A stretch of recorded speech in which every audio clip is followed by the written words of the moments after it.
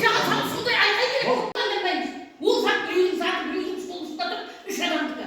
Көре алмайды. Сен нені ғана электронмен көреді да, әлде қателесем 45 күн жоқ. 45 күнге дейін ақша есептемейді, 45 күнге менің 60 күн бар, төлеп жіберіп жүреді. Менің үйге екі баламның қырығын салып, ана қызым деген шынар жылады. Қырығын салдым мен. Соны өшір дедім. Әкең таң-таң сендермен. Керек емес сендердің жұмыстарың. Жұмыстарында ешқандай нәтиже жоқ. Босаттыңдар қолдарыңды істей алмайсыңдар. 10 күннің ішінде нәтиже шығарыңдар. 10 күннің ішінде осы ағдармаға келіп, ана сол жағы нені түсіріп, шулатпай қалып. Екінші, үшінші құрама, үшінші күн, ана үшінші көрейік. Сендердің жұмыстарың дұрыс емес қой айналайын. Сендердің жұмыстар, сен әкімге бағынбайсың, халыққа бағынбайсың. Кімге бағынасыңдар? Жемқорсыңдар сендер. Сыбайлас жемқор бәлесіңдер сендер. Құртыңдар. Құрту керек.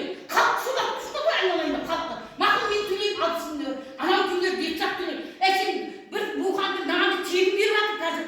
Мәләкімде. Сондай жағдай болып барсыңдар. Ол өздерінің ішкі тәртіптері болып просто.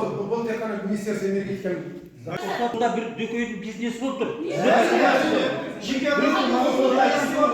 Астанада қарасың. Батау облыс әкіміне қойып қойып, не деген керемет адам ғой сонда. Егер айтылды, облыс әкімі қала әкімі болып тұрғанда бұл тапсырма берді. Облыс әкімі берді ғой сонда. Мына әкім жаңадан жақында келді.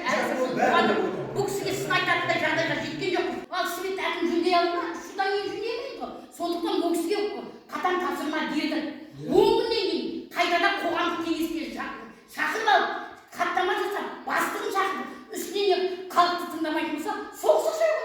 Бәрі аламызды тастаймыз. Болды. Әзірше жаңғыз ауылдың аяқ суы емес. Бұлар каналдар күшке барып, үлкен каналдар жоқ салады. Бұларды ағартар канал салу хабарында барса, басын тас жоқ тастаған. Мына жақта қанша күш бар, ұжымдар ектер.